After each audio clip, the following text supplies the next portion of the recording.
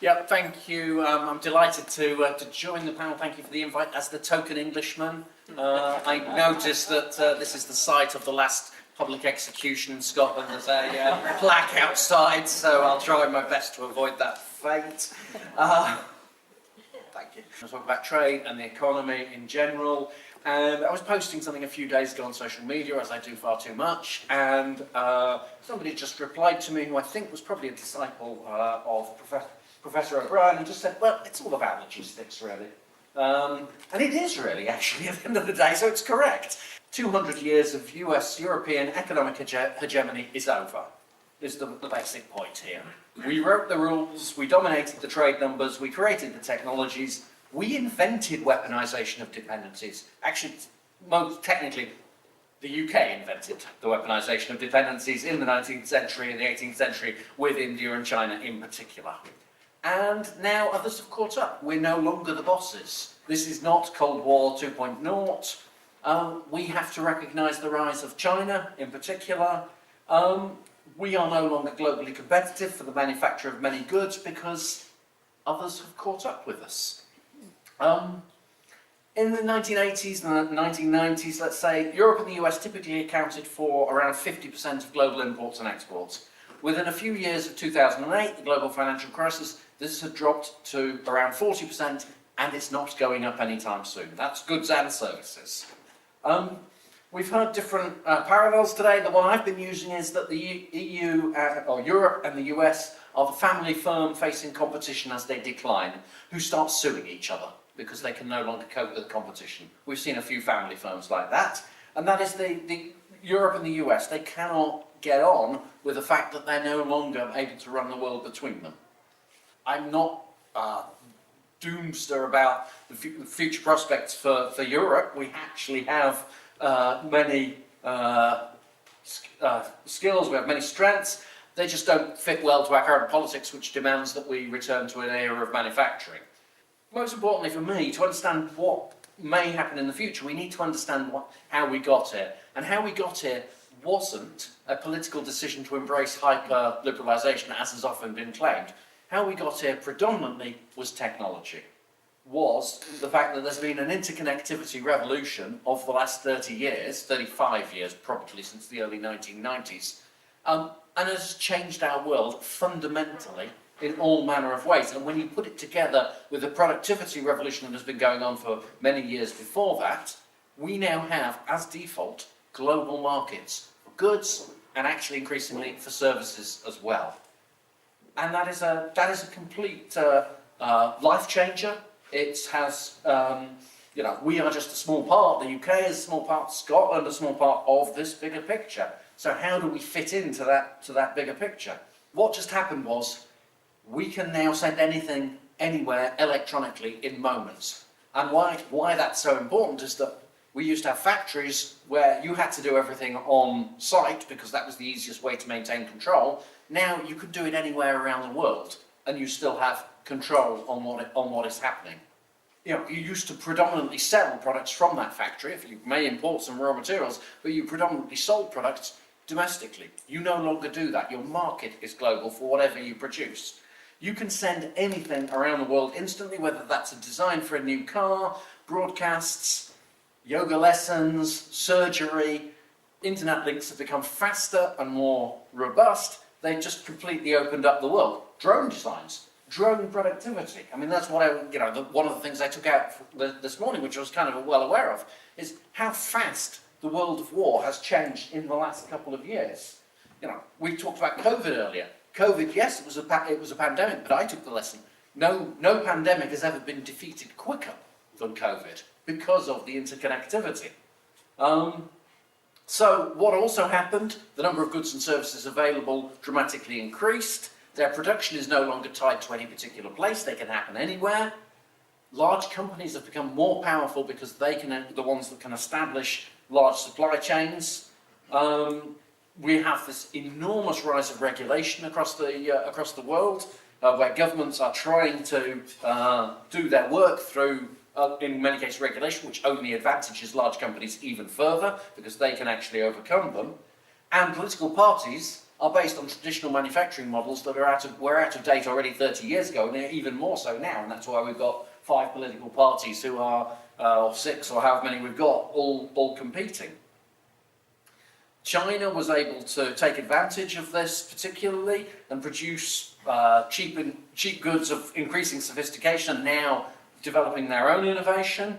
Yeah, they're subsidised. There's no doubt about that China's state intervenes, but they're not doing anything that Western states haven't done before or couldn't do again, but they're just doing it, they're catching up, they're doing what many countries do when they're in catch-up mode. They're doing it better than the old established countries. And none of this happened really because of the World Trade Organization or trade deals or even the EU, well that helped, but it was led by private sector actors who sought best value, sought resilience for their business models. You know, we are now doing trade routinely on devices that had barely been invented in 1990. I like to piece from a book I read that said we're all optimized. You know, we live in a factory. You know, whether in our work or our shopping, we're at the mercy of the algorithm now. And it's true. We barely understand the interconnections and the dependencies, but you know, they are there. We just have to work with them. This also leads us to this feeling of life being out of control. You know, that it is. You know, everything has changed. Jobs have changed, homes, leisure pursuits, and this is the technological change, and it's keeping coming with it, artificial intelligence as well. So in a sense, we all sort of know that, but we underplay it when it comes to politics. We assume everything should be the same, whereas actually, if we look at the only comparable period, which is the Industrial Revolution, it was a time of intense political turmoil throughout Europe in particular. So we're going through the same now. This is not about the Trump reordering. He's an accelerator, you know, he's helped my work, but only through understanding he's not creating a new world order. He has a 1950s view of the world in which the US, probably Europe, should be manufacturing and sending its products around the world. That's just as out of date as it sounds.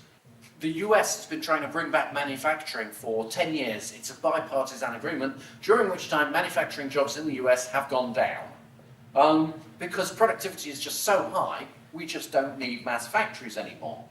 And meanwhile, the US is making its money from services companies who advise manufacturing companies how to set up around the world. I was speaking to one last week, and it just occurred to me that actually US wealth is being built on doing the opposite of what the president says it should be doing. The US can put in place tariffs, but it's not going to stop China's rise. The EU is also struggling a little bit. What should it do? Should it be open? Does it need to think about economic security? Can it still have a global influence? In fact, I think it can do. The EU and the US themselves, because we're talking about that relationship, have a long history of trade disputes. Airbus and Boeing was one that was particularly long-running, but they've never agreed about food standards. They're increasingly disagreeing about tech regulations.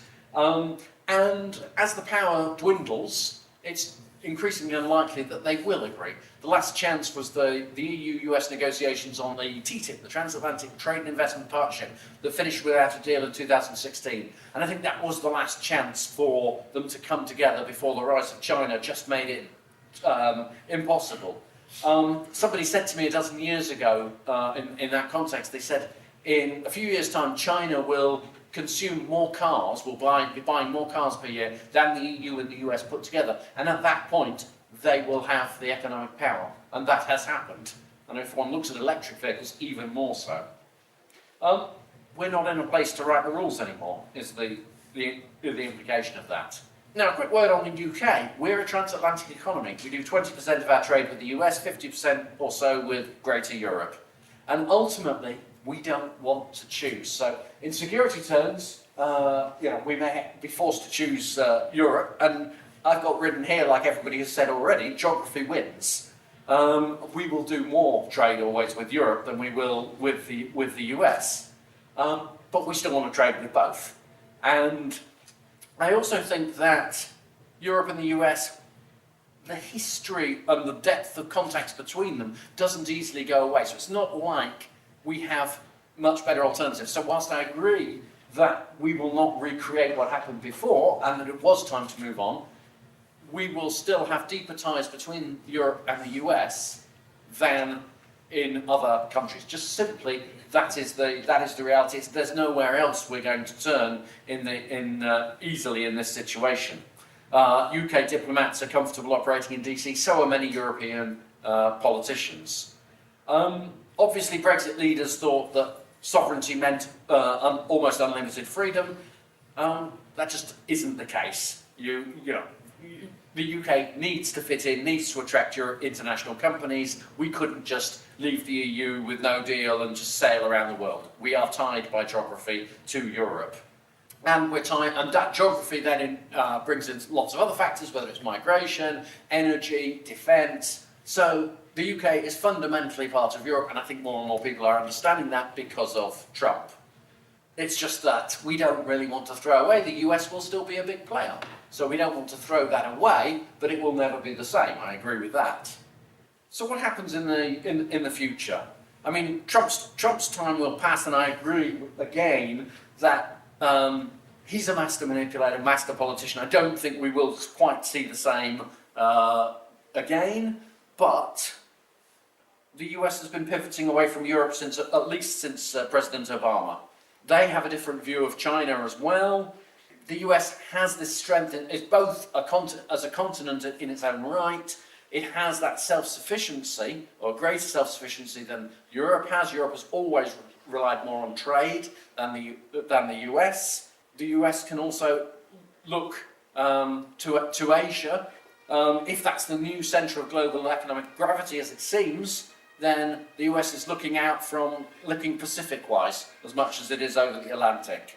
But other things are changing in the world as well. I mean, the world's energy market, I keep looking back to this whole energy crisis is bringing to mind the fact that China has changed the world's energy mix. Solar has become a huge part of energy across many countries.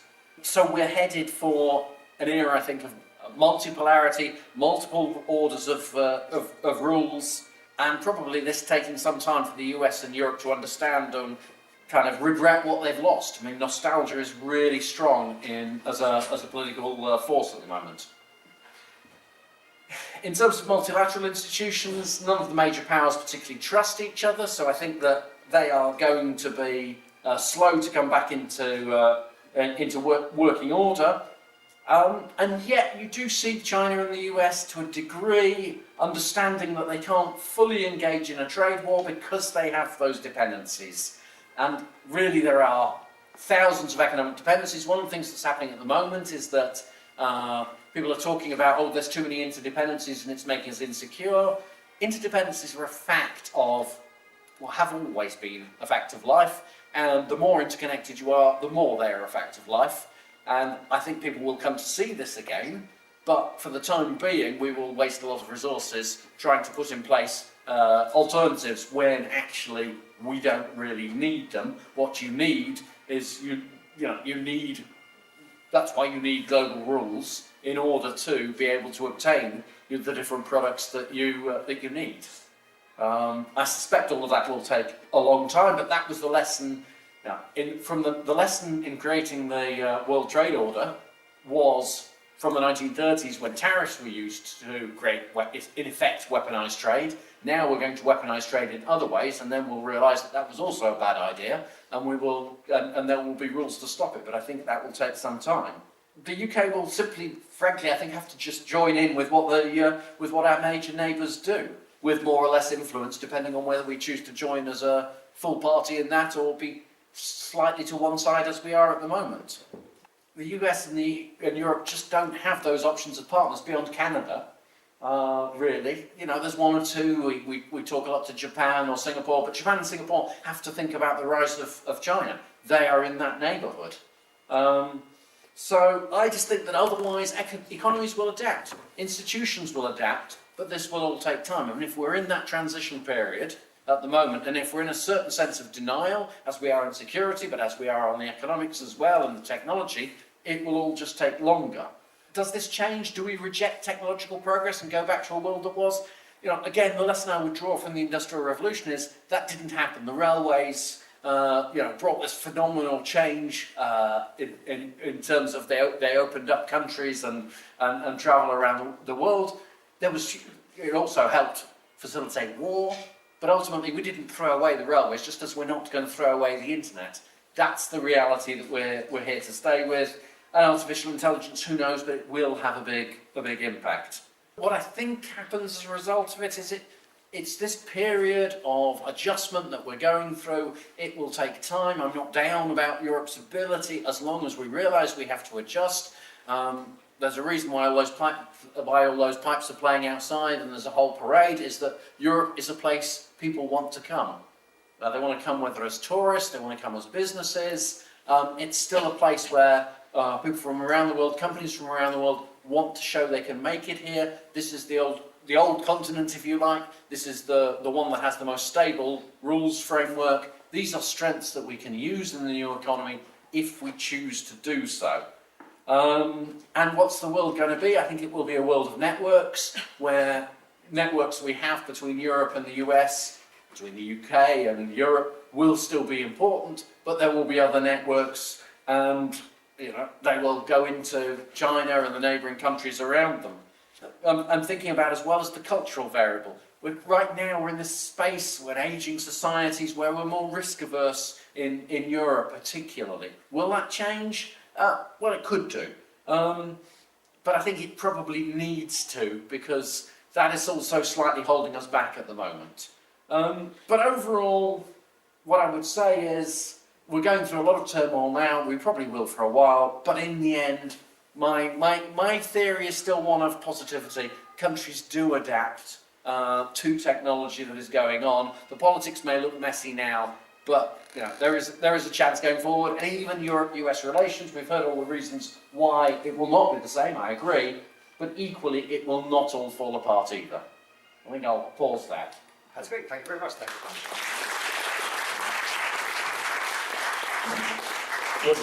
It's interesting there, and it kind of mirrors in a way what Phil was saying earlier about Europeans, this lack of confidence. We're well able to stand up for ourselves militarily, and then, Paul Krugman, he's written quite a lot on this recently about, the GDP, the figures, the relative decline of Europe compared to the US not being quite as clear-cut as it was. But, stating during when Trump was threatening cross over Greenland, Europe is an economic superpower. I remember, the huge influence that Europe had in financial services, uses and things like that, the standards that Europe has were really the standards of the world. Why doesn't it act like that? What's going on? We're a fantastically rich continent, Europe. It may not feel like that to us all, but we have, as individuals, as a collective, we have access to the most fabulous array of goods and services that none of our predecessors had. We never think in that way, so we think in this particularly negative way that we have nothing and we can't afford to do various things. Clearly, there have been demographic shifts. We are caring for an increasingly large number of people compared to the number that is actually in work. But we're managing to do that, and our economies are still surviving relatively intact. But somehow we have had this culture shift, and I think it is related to technology. I think it's related to losing, clearly being no longer the dominant players, where we're just feeling terribly insecure. And I can sort of see where it comes from, but I can't quite see how it bubbles up. I think social media plays a part as well. I spend too much time on that, but you can clearly see how individuals are becoming kind of radicalised in their opinions by social media. But somehow this picture is Europe is talking itself into the ground in many respects in a way that really shouldn't be the case. And I'm not quite sure why it is happening, but there's lots of good reasons out there. But we have the money to defend ourselves, we have the money to grow, etc. We're just not bringing it together at the moment. Well, could I ask Phil maybe just to comment, why is that? I mean, because you commented on the lack of confidence militarily. I mean, do you just see it, or is there some kind of malaise, a European malaise that or is it impossible for a group of countries to come together and collectively appreciate their power? I might be the least qualified person here to answer that question. why is Europe lack the confidence? Because I don't think it needed the confidence to live its life for the past 20 years. It had a very nice life, as David was saying. Much nicer than America. You retired earlier, you worked less, you ate better food. Really, you had much longer vacations. So you didn't need to be confident to live a nice life because you always had Big Brother USA to do the security work for you. And I think that world is probably over, as I've said, and that is pretty scary to have to stand on your own 2 feet. And so I think once you do, wait, one little thing, and I'm interested to hear about David and Bernard on this. I'd like to get their view. What has been interesting to me is as Europe has lived this nice life over the past 30 years, it really has, nicest life in the world, arguably, it's gone into relative economic decline. As it stopped spending money on defense, in 1990s, Europe was absolutely competitive in the top of the technology tree. You probably had a European mobile phone then. I bet you don't have a European mobile phone now. You probably actually had a lot of European high-tech goods. You probably don't have that many now. So something happened when Europe stopped thinking about itself as a security actor, a major security actor, a defense power. It also seemed to give up a lot of its high-tech ambitions and outsource them. And I'm wondering, this is why it might be a good thing for Europe to stand on its own, because then it can start doing things like that again. We make fantastic handbags and clothes and stuff. Everybody wants our stuff like that. Great holidays as well. Now, Sorry. Yeah, I think that's right. Actually, I mean, in many respects, and if you look at the US, then I'm not sort of qualified on the security side, but there's no doubt that a lot of the consumer technology benefits. I mean, the internet is itself, in large part comes as a result of US military spending and research. So there is an element to which probably the state kind of coming out of certain of these things. There are political decisions made that everything's going great, everything's going so great that the government can kind of step out of having to make decisions like this. All we need to do is kind of allocate resources around the place. And if you look back to Tony Blair and Gordon Brown congratulating themselves on what great leaders they were, you were at a time of of plenty. Everything was going great. Your job was an awful lot easier than it is now. So yes, some complacency definitely built in there, and it may be related to the defence thing. I'm not fully sure, and it was interesting. I was sort of making my remarks there and thinking, I'm not sure. This is stuff that is right up against what I'm thinking about now, as I think it is for a lot of us. Trump has been the accelerant. I'm still trying to piece together some of this picture as what has happened to try to understand what's going to happen going forward. I don't think we're quite there yet in understanding it. So sorry if we don't have full answers yet. I'm learning as we go along. I think what you're suggesting there, Phil, was the pulling back of defence. It basically meant there's something like the infrastructure to support technology wasn't there. I mean, that's the point you're making there. Bernard, do you want to comment? Is there anything that you want to comment on this? One of the things we've seen for the past 20 years is a kind of technology question, and Europe still has a lot of niche technologies and niche companies that are world leading in what they're producing. I think what we did face is the high production costs in Europe, for instance, is why a lot of it was sent to China and elsewhere. I know 20 years ago we debated the whole intellectual property issues that would arise from these things, and I don't want to diminish the Chinese rise in any way, but I suppose some of the technologies they're building and producing very well today may be based on European ideas that were brought there to be produced at much lower rates. I think the other thing is probably a matter of mentality as well. Europeans are quite comfortable, or were quite comfortable in the position where they were. The security cocoon that was provided by the Americans allowed us to focus on social welfare issues. It maybe also made us a bit lazy in terms of innovation. German car producers enjoyed the reputation they had, did maybe not see the need to innovate quite as much as others did, and that's why they are struggling a lot at the moment. So I think it's a combination of many factors. Yeah, I mean, it's interesting when you talk about the expertise there. One of the amazing things that we haven't done really in Europe is take advantage of the anti-intellectualism of the US, really, and try and encourage more of US scientists to come over here. I mean, there's a golden opportunity for it. I'm going to open it up to the floor, and then can people put their hands up? And there's a lady with a scarf there, and then we're going to Jim. Yeah, well, there's quite a few here. I'll keep track of everyone. Thank you. My question's for David. You mentioned that at the beginning that 20% of our trade is with the US, and you said very clearly that you felt that that is fine and that we should continue with that. So my question is, why do we continue with that? Why do we not take the same approach as with the military and become more independent?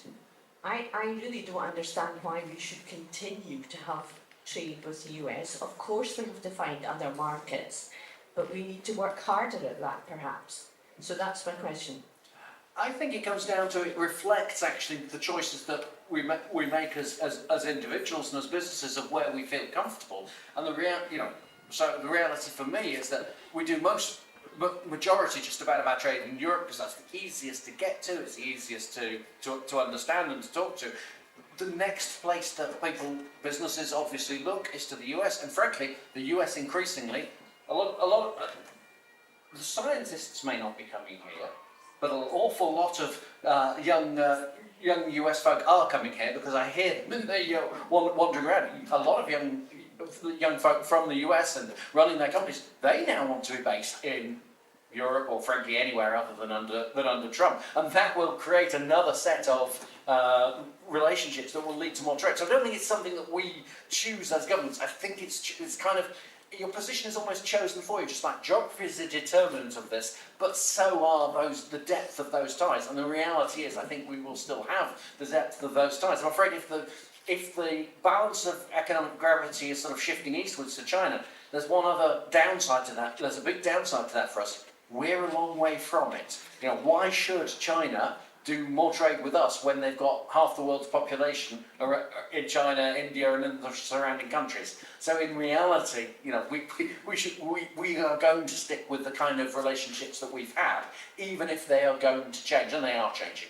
You talked about regulation and multiple regulation authorities, development of multiple regulation authorities. I think we used to talk a lot about the Brussels effect, and kind of the happy assumption for us pro-Europeans that would eventually predominate across the world. Are we talking now, or are you thinking, are you anticipating a kind of, I don't know, maybe 4, 5, 6 possible centres of regulatory authority across the world?